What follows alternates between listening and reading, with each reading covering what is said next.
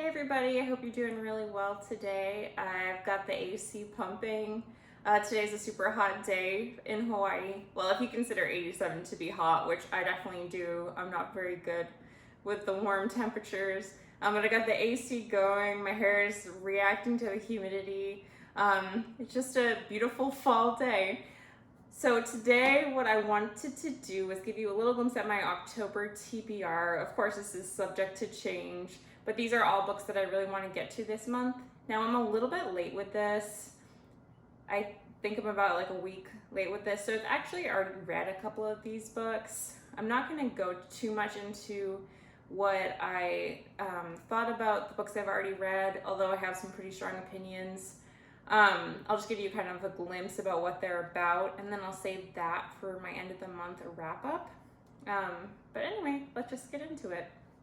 So the first book that I read this month was The Patriots, a novel by Krasikov. I apologize if I say that incorrectly. This book I was really excited to pick up. It is the story of a woman who decides to move to Moscow during the Great Depression in the U.S., so she's a U.S. citizen, and she's very drawn to what's happening in Moscow at the time, kind of this idea of socialism and guaranteed work for everybody. But then she gets there, and of course after a couple of years it ends up not being what she expected. This story is also telling the parallel narrative of her son, and to some extent his son as well, as they go back to Russia later on and try and obtain their mother's KBG file and find out more details about her life and the time she ended up spending in jail within the Soviet Union. So I've already read this. It was quite a long read. This wasn't my favorite book. Didn't really kick the month off to a great start, but I really like the concept and idea behind it, so I'm excited to tell you a little bit more about what I thought. The next book I read this month, so this one I've also already read, is Sorry to Disrupt the Peace, a novel by Yumi Cottrell. I don't know if you can see that super well on the camera because it's kind of this like silver reflective cover, which is also just really, really beautiful. That was like 50% of the reason I picked up this book. But anyway, this is the story of a young woman who finds out that her adoptive brother has committed suicide, and she goes back home to her family. I think it's fair to say they've been estranged for several years, to try and help out and to try and sort of piece together the mystery of why he made this decision. The narrator is also adopted. I believe her and her brother were both adopted from Korea. And she's a very interesting narrator, that she's very eccentric, and she really ends up irritating her parents and her family and everyone that is gathered after this horrible tragedy. And the relationships are very complex and very interesting. I really, really enjoyed this. I thought it was just a really well-written book. But yeah, that's the gist of it. It's very short, very quick read. The next book I read this month, and probably my favorite book so far, has been Northanger Abbey by Jane Austen. I thought this book was just drop dead hysterical. I think Jane Austen has such a funny way of portraying adults in society during the period in which she was writing, and kind of capturing how sort of self-obsessed everyone is. So long story short, this novel portrays this heroine of Jane Austen's story, and she's just this young woman who's being introduced to society through some family friends. And while this is happening, she's becoming very interested in different Gothic literature of the time period, and she ends up going and staying at Northanger Abbey because she's interested in this man that lives there, and she's sort of finding the house to be a very mysterious place, but we're questioning how much of it is imagined based on her reading.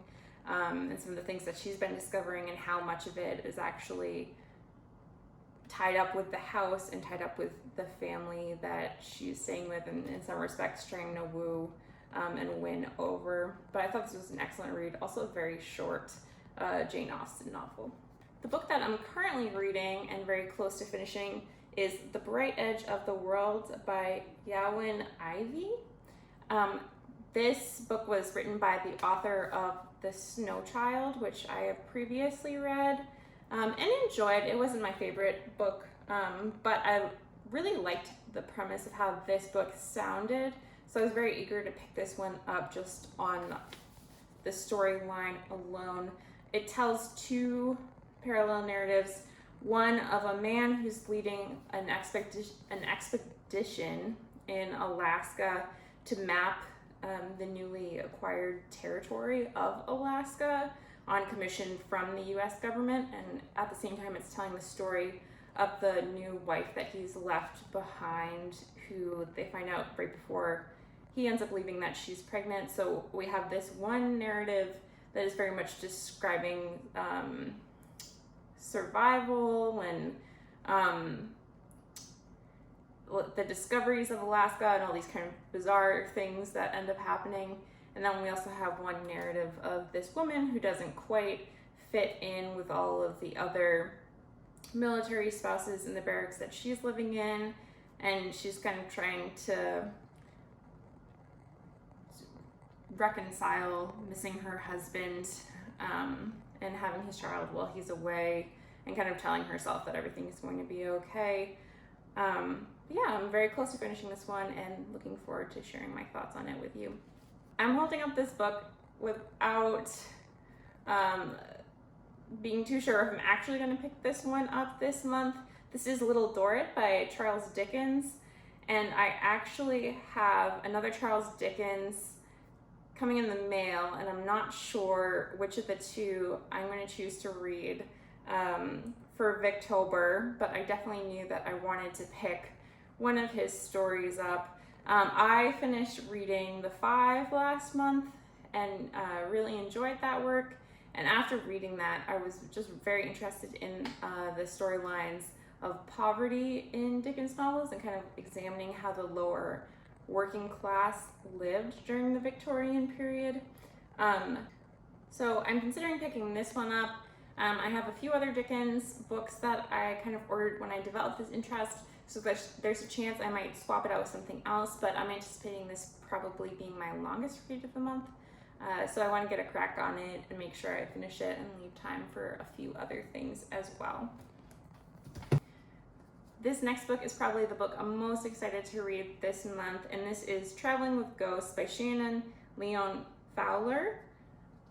I'll put that closer. I don't know if you can pick up on the jellyfish on the cover. So I had originally thought I would save this for Nonfiction November, but I really just can't wait. I really want to get to this book. When I first heard about this, I immediately added it to my cart. I was like, I have to read this. This is the perfect memoir. So this is sort of a depressing book, but I think it has a very interesting purpose. And this basically talks about a woman who is a marine biologist, and one day she's out with her husband. This is all explained to you in the cover flap, so no spoilers, I promise. She's out with her husband doing field research, and I believe he gets stung by a box jellyfish and ends up dying. So after that, she is trying to reconcile his death and what it means for her career and the role that she basically played in this unfortunate situation, and then her trying to basically understand her love of marine biology, her love of marine life, and how she can kind of maintain that despite the tragedy that it's brought to her. And I believe this is also partly a travel memoir. It mentions a lot of really interesting places that she ends up going afterwards with her job, and so I'm just very, very excited to read this one. The next book I have might also be a little bit difficult to pick up on the camera, but I'll go ahead and try. It's basically a black cover with black text, so I apologize if you can't see this, but it is called The Fun Parts Stories by Sam Lipsyte. I heard about this book, I believe, on Portal in the Pages channel.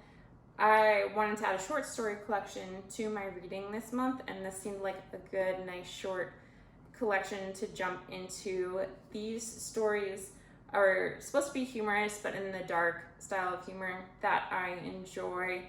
I don't know a whole lot about this book. What made me go ahead and grab it was the description of one of the stories that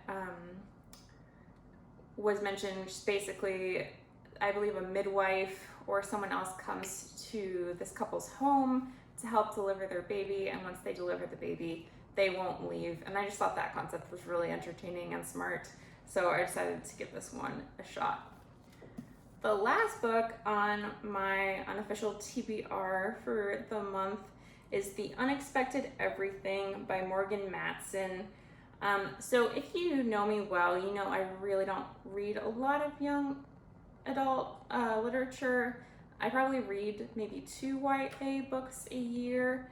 I think I just have a little bit more trouble connecting with YA, but I decided to pick this one up, and I'm going to be honest with you, it was mainly because of the cover. It's just plastered with really, really cute dogs.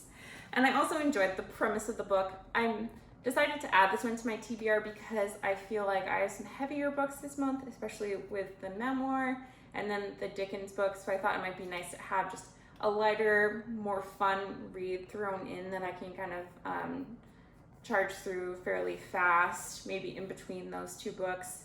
So this is the story of a young woman, and I believe she's getting ready to go to med school. Her father is a politician, and then some sort of scandal happens, and I think she gets stuck at home. Her plans are ruined for the summer, and then I imagine she begins a dog walking business or something of the like, and she's kind of trying to reconcile loss in regard to her future and also her relationship with her father.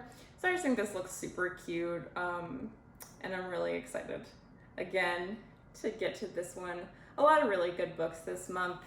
I hope that you have a great reading month. Let me know if there's anything you're super excited to be including on your TBR. Let me know if you're participating in Victober. I would love to know what some of your favorite Victorian literature is. Maybe I can add it to a future Victober list. But anyway, thank you guys so much. Have a great day.